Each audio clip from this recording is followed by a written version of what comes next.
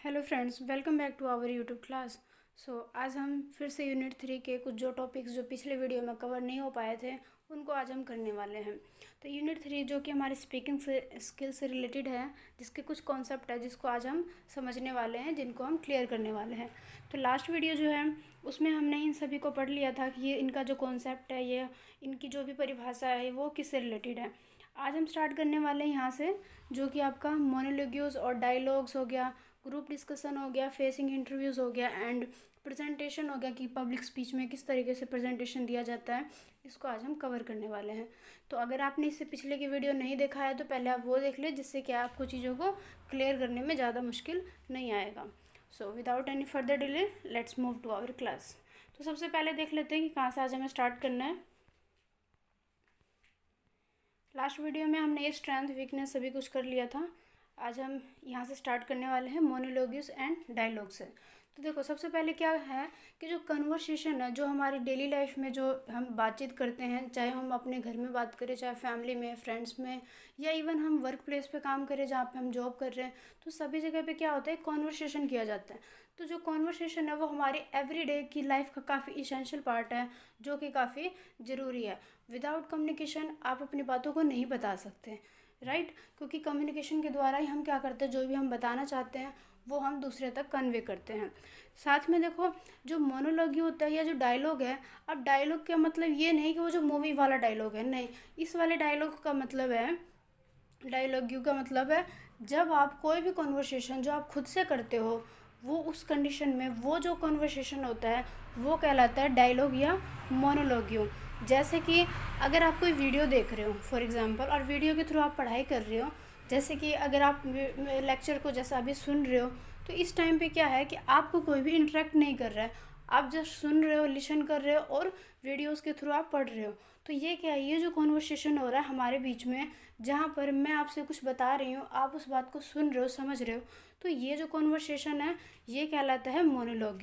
तो इस प्रकार के जो भी कॉन्वर्सेशन है, ये भी क्या है, हमारी लाइफ का काफ़ी रिलेटेड पार्ट है, जिसमें क्या होता है कि जिसमें एक पर्सन बोलता है और ज़रूरी नहीं कि सामने वाला पर्सन भी उसमें रिस्पॉन्स करता है। वो क्या करता है, उन चीज़ों को सिर्फ समझता है, या कई बार क्या होता है कि हम अपने आप से ही कोई बातचीत करते हैं, तो वो जो कहलाता है जो कॉन्वर्सेशन, वो कहलाता है मोनोलॉग।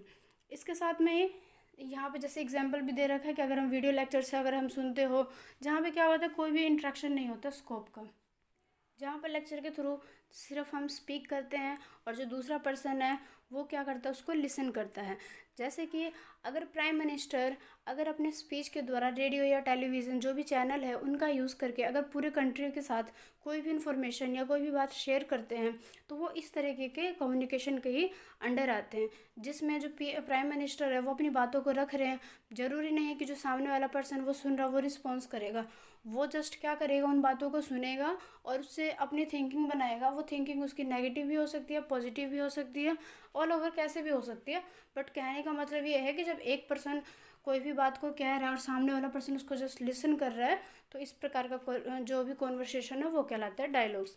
अब जैसे कि एक सिंगल पर्सन है, वो कुछ भी अगर सोच रहा है तो वो भी इसी के अंदर ही आ जाएगा, क्योंकि जब हम खुद से भी बात कर रहे हैं, कई बार ऐसा होता है ना कि हम अंदर ही अंदर कुछ बात को सोच रहे होते हैं या समझ रहे होते हैं या कोई प्लानिंग कर रहे होते हैं कि हमें क्या करना है क्या नहीं करना, ये सारा क्या आ जाता है, इसके अंडर आ जाता है।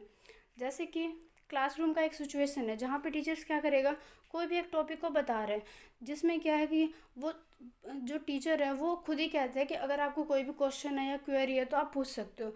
अब ज़रूरी नहीं है कि सारे स्टूडेंट रिस्पॉन्स करेंगे, उसमें से कुछ स्टूडेंट है वो रिस्पॉन्स भी करेंगे, बट जो अदर है वो क्या करेंगे, रिस्पॉन्स नहीं करेंगे। तो सबका जो एक पॉइंट ऑफ व्यू है वो अलग अलग है, सबका एक अलग अलग नज़रिया है। तो ये क्या करता है, ये एक जनरल स्ट्रेंथ कह सकते हो आप, टॉपिक है जो कि हमारे करियर प्लान में हेल्प करता है। साथ में ही अगर हम किसी से डिस्कस कर रहे हैं, तो या मान लो फिर इसका एग्जांपल है, जैसे अगर मूवी में कोई भी अगर डायलॉग चल रहा है या किसी भी तरीके से कॉन्वर्सेशन हो रहा है, तो क्या कर रहा है, वो आपस में बता रहा है, बट हम क्या कर रहे हैं, हम तो जस्ट उसको सुन रहे हैं, समझ रहे हैं किस चीज़ में क्या दे रखा है। तो ये सारा था इसके अंदर ही। नेक्स्ट टॉपिक है ग्रुप डिस्कशन। अब ग्रुप डिस्कशन क्या होता है, जैसे कि ग्रुप डिस्कशन नाम से ही आपको पता चल रहा है, ग्रुप डिस्कशन में एक ग्रुप होगा, एक समूह होगा, जहाँ पर बहुत सारे लोग बैठ के किसी भी टॉपिक को लेके, किसी भी प्रॉब्लम को लेके या किसी भी इंफॉर्मेशन को लेके आपस में डिस्कस करते हैं।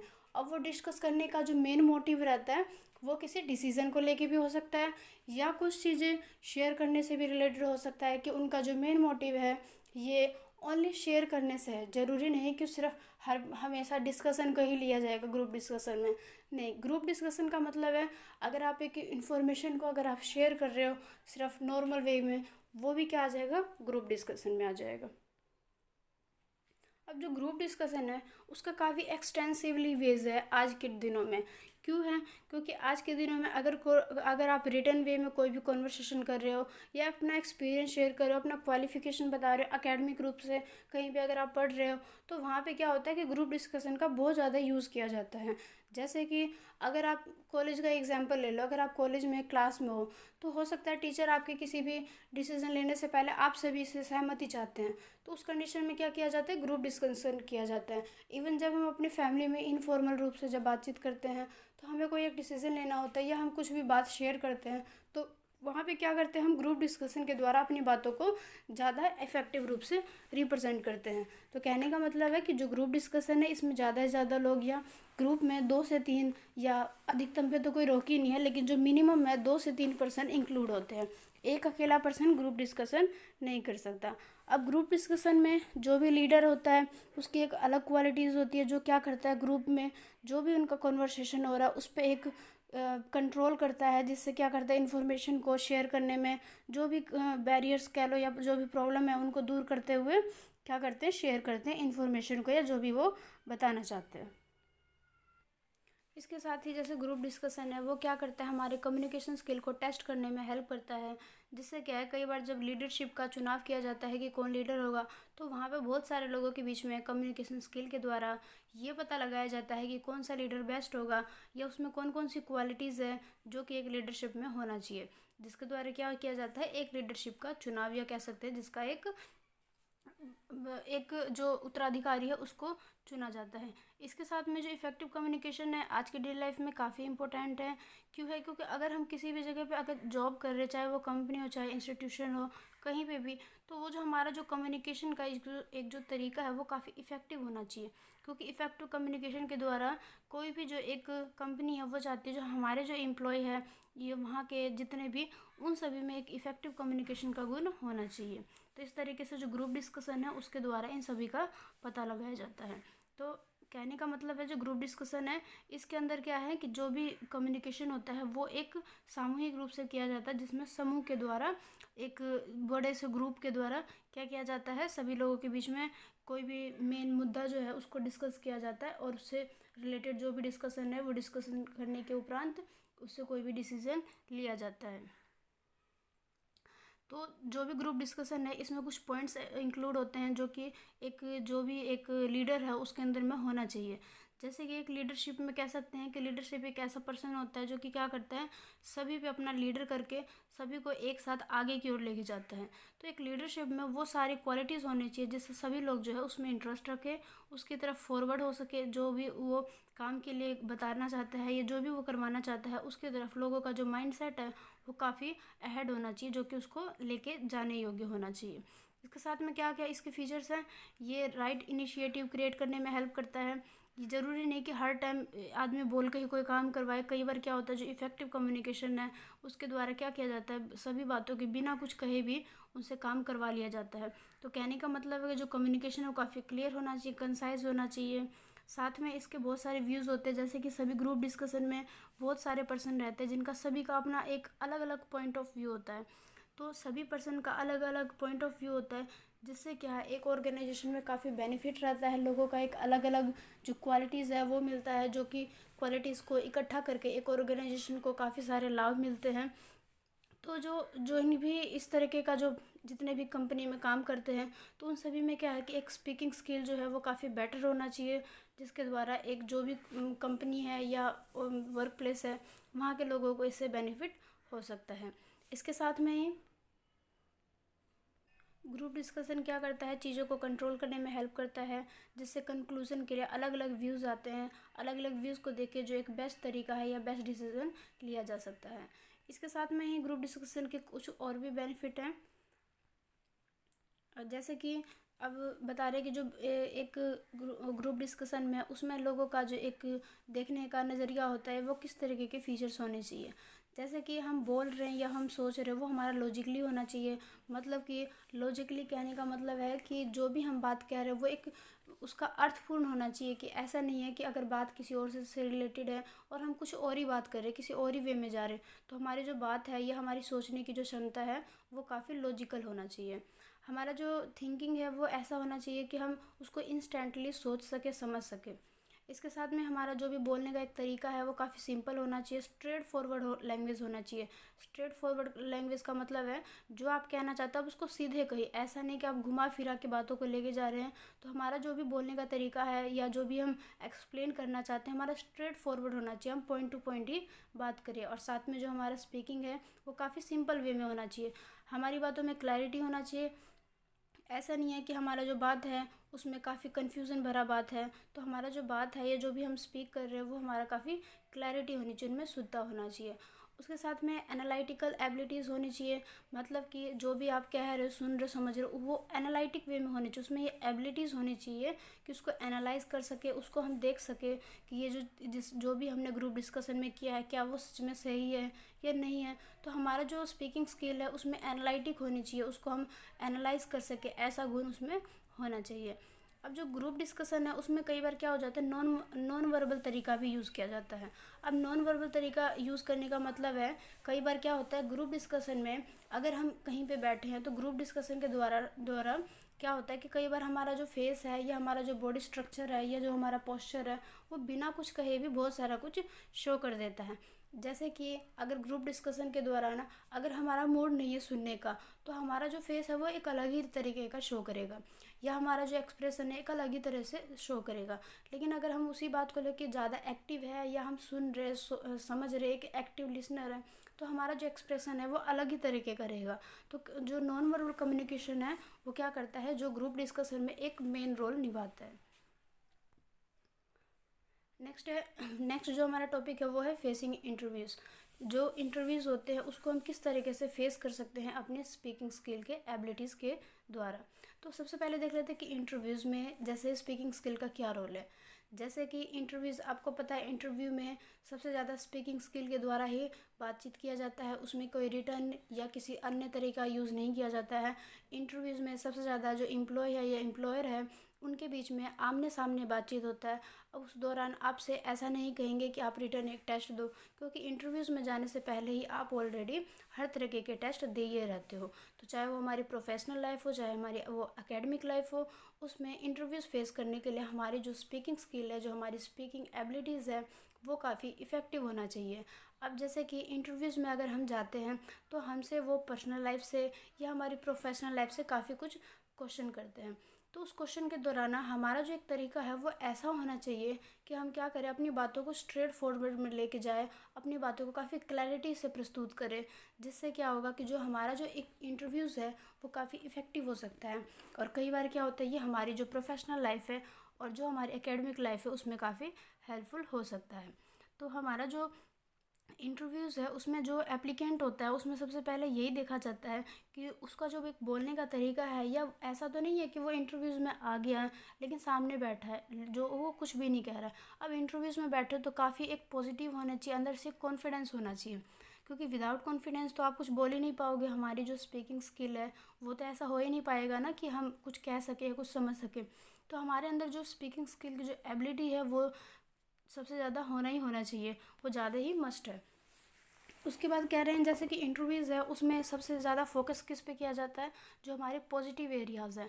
अगर आप अंदर से ही पॉजिटिविटी फील नहीं कर रहे तो आप इंटरव्यूज़ में हमेशा नेगेटिव थिंकिंग लेके जाएंगे और आप क्या करेंगे, जानते हुए भी क्वेश्चन का आंसर नहीं दे पाएंगे। तो वो क्या करेगा, आपके जो कम्युनिकेशन है उसको लेस इफेक्टिव कर सकता है, और जो सामने वाला पर्सन है वो आपको उस जॉब के लिए या उस काम के लिए जो भी जिस भी चीज़ से आपका रिलेटेड है इंटरव्यूज़, उसके लिए आपको वो कैपेबल नहीं समझेगा। तो ये काफ़ी मस्त चीज़ें हैं जो कि आपके स्पीकिंग स्किल में होना चाहिए।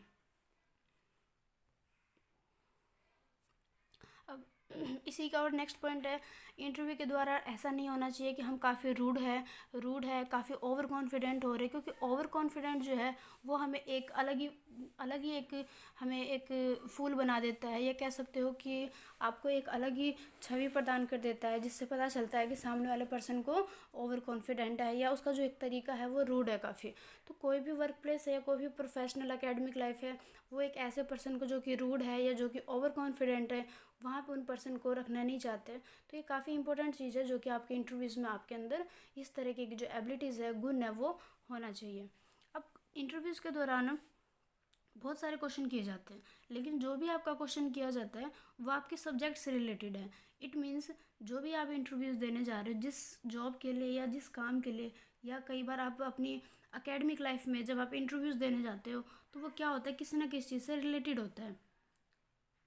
तो वो मोस्टली चीज़ आपके सब्जेक्ट से ही पूछेगा। ऐसा नहीं है कि आपका जो इंटरव्यूज़ है वो जॉब से रिलेटेड है और आपसे वो पूछेगा आपकी किसी और चीज़ के बारे में। वो क्या करेगा, आपका जो सब्जेक्ट है उसका स्पेशलाइजेशन में ही जाएगा। मतलब कि जिस भी सब्जेक्ट से या जिस भी बैकग्राउंड से आप रिलेटेड हो उसके बारे में वो क्वेश्चन करेगा। तो ये चीज़ होना चाहिए कि आप जिस भी सब्जेक्ट से बिलोंग करते हो, या जो आपका इंटरव्यूज़ है वो जिससे रिलेटेड है, जो आपके पास में उन सभी से रिलेटेड क्वेश्चन के आंसर होना चाहिए। क्योंकि वो क्या है कि किसी भी तरह के क्वेश्चन आपसे कर सकते हैं। तो ये मस्ट चीज़ है, या ये चीज़ होना चाहिए कि आप उस क्वेश्चन को काफ़ी इफ़ेक्टिव रूप से रिप्रेजेंट कर सकें। इसके साथ में जो इंटरव्यूज़ होते हैं उसमें कई बार क्या करते हैं, पर्सनल लाइफ से रिलेटेड भी करते हैं। अब पर्सनल लाइफ से रिलेटेड जब क्वेश्चन करते हैं तो ऐसा नहीं है कि हम उसको जवाब नहीं देंगे, या हम उसको बहुत ज़्यादा डीपली नॉलेज जो भी हमारा जो इन्फॉर्मेशन उसको दे देंगे, नहीं। आपको क्या करना है, ऐसा इन्फॉर्मेशन देना जो कि आपकी पर्सनल लाइफ से रिलेटेड भी है और आप काफ़ी ज़्यादा डीपली नहीं भी जा रहे, तो आपका जो क्वेश्चन का जो एक आंसर है वो काफ़ी सही वे में जाना चाहिए। और सबसे ज़्यादा मस्ट चीज़ है कि आपका जो भी आंसर है वो काफ़ी कॉन्फिडेंस के साथ होना चाहिए। ऐसा नहीं है कि आप घबरा के या आप उसको रुक रुक के अलग वे में रख रहे हो। तो उससे क्या होता है कि जो हमारा जो एक कम्युनिकेशन है या हमारा जो एक छवि रहता है वो काफ़ी लेस इफ़ेक्टिव हो जाता है, और जो कि क्या कर सकता है, कई बार प्रॉब्लम भी क्रिएट कर सकता है। सो मेक श्योर कि आपका जो भी आपका आंसर है वो काफ़ी कॉन्फिडेंस होना चाहिए, ताकि इंटरव्यूज़ में आप एक पार्ट बन सके उस चीज़ का। साथ में जो आपका कम्युनिकेशन है वो ऐसा होना चाहिए कि जो आपके कॉन्फिडेंस को शो कर सके। और सबसे इम्पोर्टेंट पॉइंट है कि जब भी आप कॉन्वर्सेशन कर रहे हो तो ये चीज़ ज़रूर होना चाहिए कि जो आपका नॉन वर्बल तरीका है, जैसे कि your non verbal Qs should match your words.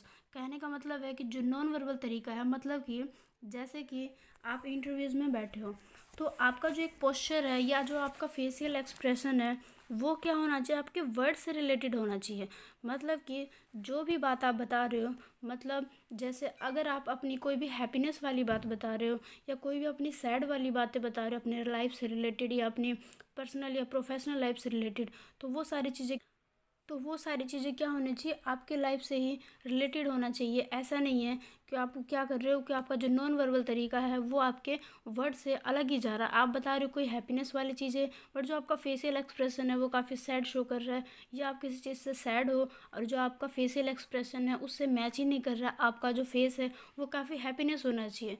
मतलब कि आपका जो भी एक्सप्रेशन है वो अपोजिट नहीं होना चाहिए, हमेशा पॉजिटिविटी वे में जाना चाहिए।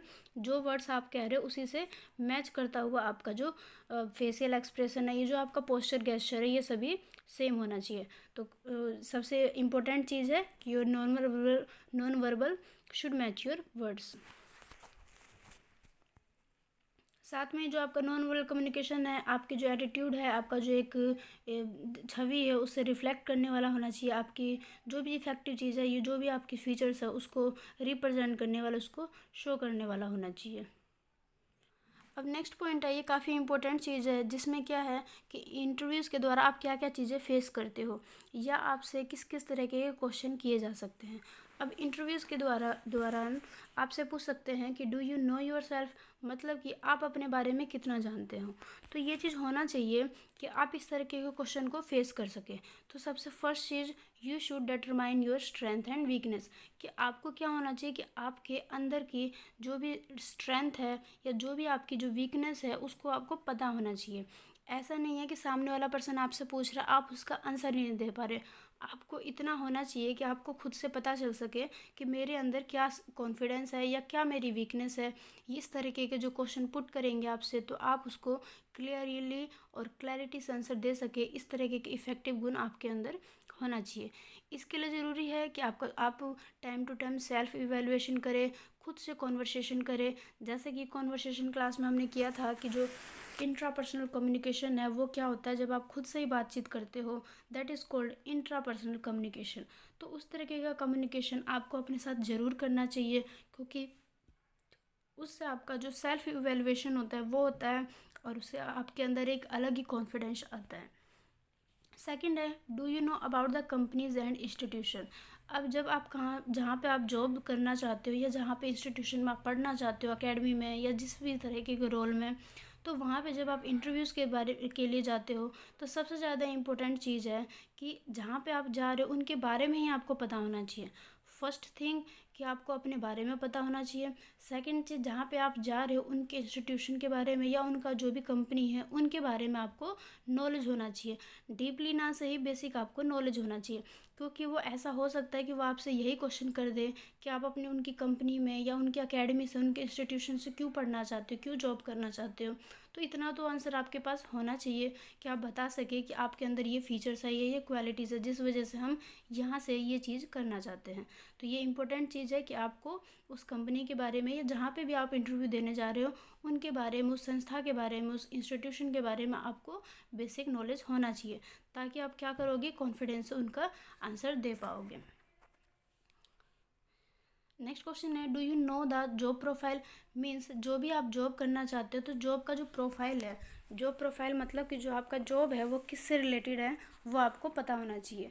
अब जॉब के लिए आप गए हो लेकिन आपको पता ही नहीं किस टाइप का जॉब है, तो आप कैसे जॉब कर पाओगे। तो आपको जॉब प्रोफाइल के बारे में नॉलेज होना चाहिए। कैरियर गोल पहले से आपका प्लानिंग होना चाहिए, ताकि आप बता सको आप उस जॉब के लिए कैसे, कितने ज़्यादा एक्साइटेड हो, या उस जॉब के लेके आप क्यों करना चाहते हो। इस तरीके के जो भी क्वेश्चन है आपसे किए जा सकते हैं। तो इसके लिए बहुत ही ज़रूरी चीज़ है कि आपको इनके बारे में सही नॉलेज पता हो, ताकि आप क्या करोगे, इंटरव्यूज़ को काफ़ी कॉन्फिडेंस से फेस कर पाओगे। तो ये हमारा टॉपिक था इंटरव्यूज़ के बारे में, जो कि हमने क्लियर कर लिया है। सो आई थिंक आपको वीडियो से क्लियर हो गया होगा। और अगर आपको कुछ भी समझ ना आए या किसी भी तरह से कोई भी डाउट हो तो आप मुझे कमेंट कर सकते हैं। साथ में इसका नेक्स्ट टॉपिक है।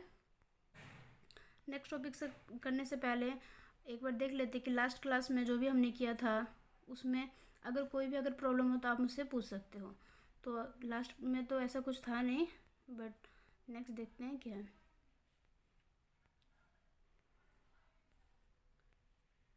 हाँ, ये जो हमारा जो नेक्स्ट टॉपिक है वो है पब्लिक स्पीच प्रेजेंटेशन। अब हम इसको करने वाले, ये हमारा लास्ट है। इसके बाद जो हमारा यूनिट नंबर 3 है ये कंप्लीट हो जाएगा। तो सबसे पहले देख लेते हैं पब्लिक स्पीच या प्रेजेंटेशन क्या होता है। प्रेजेंटेशन एक क्या होता है, कम्युनिकेशन का, मास कम्युनिकेशन का एक टाइप्स होता है, या उसके अंदर एक इंक्लूड चीज़ होता है जिसमें पर्सन जो क्या करते हैं, एक प्रेजेंटेशन के थ्रू अपना जो भी उनका कॉन्वर्सेशन है या जो भी उनका कम्युनिकेशन है, इंफॉर्मेशन, उसको रिप्रेजेंट करते हैं। प्रेजेंटेशन का यूज़ या पब्लिक स्पीच का यूज़ पॉलिटिकल लीडर, ज़रूरी नहीं है कि जो पॉलिटिकल लीडर है उन्हीं के पास ये गुण होना चाहिए, लेकिन इसके साथ में जैसे कि अगर आप एक स्टूडेंट हो तो भी आपको प्रेजेंटेशन या पब्लिक स्पीच में इंटरेस्ट होना चाहिए, कॉन्फिडेंस से आप उसको फेस कर पाए। जैसे कि एक पॉलिटिकल नेता है, वो क्या करेगा, एक साथ बहुत सारे लोगों के बीच में, ऑडियंस के सामने अपना जो भी उसका भाषण रहता है या जो भी इन्फॉर्मेशन वो देना चाहता है वो उसको काफ़ी कॉन्फिडेंस से देता है। तो आपके अंदर क्या होना चाहिए कि इस तरीके की एबिलिटीज़ होनी चाहिए, ताकि आप इन चीज़ों को फेस कर सके। ऐसा नहीं है कि बहुत सारे पर्सन को देख के आप घबरा जाओ या किस तरीके के ऐसे आप लेस इफेक्टिव हो सके, ऐसा नहीं होना। आपको कॉन्फिडेंस से रिप्रेजेंट करना है आपका सभी चीज़ें। अब पब्लिक स्पीच है जिसमें हम बहुत सारे लोगों के सामने अपना जो भी इन्फॉर्मेशन है वो शेयर करते हैं।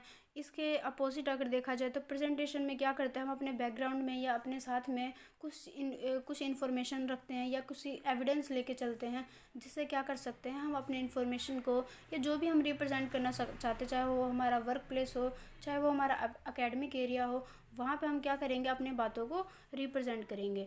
तो जो प्रेजेंटेशन है वो क्या है, थोड़ा सा डिफरेंट है पब्लिक स्पीच से, लेकिन जो दोनों ही है वो ओरल कम्युनिकेशन है, इनफॉर्मल वे का। उसके साथ में इसमें क्या करते हैं, हम न्यू आइडियाज़ को, न्यू इन्फॉर्मेशन को शेयर करते हैं, जिसमें एक लिसनर क्या करता है, हमारी बातों को काफ़ी अटेंटिव रूप से लेता है। क्योंकि प्रेजेंटेशन जो एक ऐसा चीज़ होता है जिसमें आप क्या करते हो, ज़्यादा से ज़्यादा लोगों का ध्यान अपनी तरफ आकर्षित करते हो, अट्रैक्ट करते हो। इसके साथ में ये जो पब्लिक स्पीच है उसमें भी ऐसे ही करते हैं, ज़्यादा से ज़्यादा लोगों को अपनी ओर ध्यान आकर्षित करते हैं, जिससे क्या होता है, जो हमारा पब्लिक स्पीच है वो काफ़ी इफ़ेक्टिव वे में जाता है। अब पब्लिक स्पीच में आप बहुत सारे लोगों के सामने स्पीच दे रहे हो, तो आप तो यही चाहते हो कि जो सुनने वाला पर्सन है वो ज़्यादा लोग ज़्यादा संख्या में सुने, या ज़्यादा लोग आपके जो भी आप बता रहे हो उसको काफ़ी एक्टिव वे में लें। तो इसके लिए ज़रूरी है कि सबसे पहले आप कॉन्फिडेंस से होने चाहिए। ऐसा नहीं है कि अगर आप ही उन बातों को सही वे में या सही रूप से प्रेजेंट नहीं कर पा रहे, तो पब्लिक स्पीच हो या चाहे आपका प्रेजेंटेशन हो वो लेस हो सकता है, लेस इफ़ेक्टिव हो सकता है, जो कि आपके लिए ही सही नहीं होगा। तो पब्लिक स्पीच के लिए ये इसेंशियल है कि जो भी आप कह रहे हो वो काफ़ी सिंपल होना चाहिए, स्ट्रेट फॉरवर्ड लैंग्वेज होना चाहिए, जिसमें क्या करोगे, आप अपनी बातों को सीधे वे में लेके चलोगे। ऐसा नहीं है कि आप घुमा फिरा के बात कर रहे हो या बहुत ही फालतू चीज़ें को इंक्लूड कर रहे हो। आपका जो भी आप कह रहे हो, जो भी कहने का तरीका है आपका, वो काफ़ी सिंपल वे में होना चाहिए, सिंपल लैंग्वेज होना चाहिए। साथ में ही जहाँ पे आप जो भी आपका बैकग्राउंड एरिया है उसमें आपका जो भी कहने का एक तरीका है वो काफ़ी टेक्निकल नहीं होना चाहिए, आपका सिंपल वे में जाना चाहिए। तो ये सारे इसके फीचर्स थे, या जो भी कह लो कि इसके अंदर होना चाहिए। इसके साथ में ही कुछ जो प्रेजेंटेशन है या जिसमें क्या चीज़ें होनी चाहिए, क्या इसके फीचर्स होने चाहिए, वो इस देख लेते हैं इसके पॉइंट टू पॉइंट।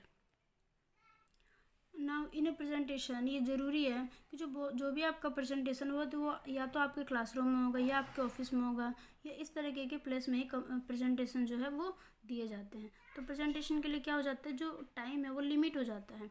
कहने का मतलब है प्रेजेंटेशन जो है वो काफ़ी लेंथी नहीं रहता है, आपको कम से कम टाइम में अपना 100% देना होता है, जिसमें आप अपनी बातों को जो भी आप कहना चाहते हो वो बिल्कुल सिंपल वे में तुरंत पहुंचाया जा सके, और ऐसा पहुंचाया जा सके जो सामने वाला पर्सन उसको समझ सके। इसके बाद ये सेकंड पॉइंट है, prepare your self by writing. Presentation के लिए ज़रूरी है जो भी आप बताना चाहते हो उसको काफ़ी राइटिंग स्ट्रक्चर में भी लेके, जो आपका फ्रेमवर्क है वो काफ़ी रिटर्न में भी होना चाहिए, क्योंकि जो भी आपका रिटर्न का जो तरीका है वो आपके कम्युनिकेशन को इफ़ेक्टिव वे में लेके जाएगा। तो जब भी आप चीज़ों को रिटर्न में या उसको ऑडियो वीडियो के थ्रू जब आप रिप्रेजेंट करते हो तो वो एक ओरल कम्युनिकेशन के तुलना में काफ़ी इफ़ेक्टिव हो सकता है। इसके साथ में जो आपका प्रेजेंटेशन है उसका एक फ्रेमवर्क होना चाहिए, मतलब कि जो भी आपका जो टॉपिक है वो सबसे पहले शो होना चाहिए कि जो आपका टॉपिक है प्रेजेंटेशन का वो क्या होना चाहिए। जैसे कई बार क्या होता है कि हम बहुत ज़्यादा बोलते रहते हैं, लेकिन हम मेन किस से बात कर रहे हो वो हमारा समझ ही नहीं आता है कि जो मेन टॉपिक है या हम सिंपल वे में क्या कहना चाहते हैं वो क्लियर नहीं हो पाता है।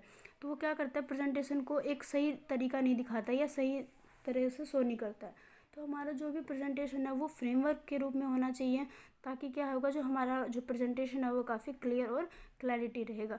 तो ज़रूरी है कि प्रेजेंटेशन के शुरुआत में और एंड में हम अब क्या करें, अपना जो भी हमारा टॉपिक है, जो भी हमने कहा है वो इसको एक फ्रेमवर्क दे सकें। इसके साथ में आप देखोगे कि जो प्रेजेंटेशन उसमें नॉन वर्बल तरीका काफ़ी इंपॉर्टेंट रोल निभाता है। जैसे कि आपका जो बॉडी लैंग्वेज है वो कैसा है, जो आपका फेशियल एक्सप्रेशन है, आपका पोस्चर है, गेस्चर है, वो क्या रिप्रेजेंट कर रहा है। आप बोलते बहुत ज़्यादा हो लेकिन आपका जो वर्ड है उससे ज़्यादा जो आपका नॉन वर्बल तरीका है वो जो आपके कम्युनिकेशन को ज़्यादा रिप्रेजेंट करते हैं। तो जो भी आप कह रहे हो वो काफ़ी क्लियर होना चाहिए, ऐसा नहीं कि बहुत ही लॉट्स ऑफ वर्ड्स हो इसमें।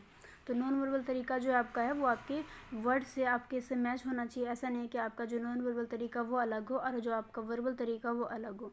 इसके साथ में क्या करना है, आपका जो प्रेजेंटेशन उसको एक ओवरव्यू देना है। ओवरव्यू कहने का मतलब है स्टार्टिंग में आपको क्या करना है, अपने मेन पॉइंट्स को हाईलाइट करना है कि आप क्या कहना चाहते हो, प्रेजेंटेशन के थ्रू आप क्या बताना चाहते हो। आपको क्या करना है, मेन पॉइंट को हमेशा एम्फेसाइज करना है, जिससे क्या होगा, जो आपका प्रेजेंटेशन है वो काफ़ी इफेक्टिव जाएगा। उससे क्या होगा, बहुत सारे लोगों के ऊपर एक अलग ही पॉजिटिविटी लाएगा। तो कहने का मतलब है कि जो भी आपका जो प्रेजेंटेशन है उसमें आपको मेन पॉइंट्स को एम्फेसाइज करना है। फॉर एग्जांपल अगर हम कोई भी बुक पढ़ रहे हैं तो हम क्या करते हैं, एक हाइलाइटर की हेल्प से अपने मेन पॉइंट्स को हाईलाइट कर देते हैं, ताकि जब भी हम रिवीजन करें तो वो चीज़ें हमारे सामने रहे, हम उसको देख सकें। सेम ऐसे ही आपको प्रेजेंटेशन में भी यूज़ करना, आपको मेन पॉइंट्स को हाईलाइट करना है, एम्फेसाइज करना है, उस दूसरों के सामने उसको काफ़ी इम्पोर्टेंट तरीके से रिप्रेजेंट करना है।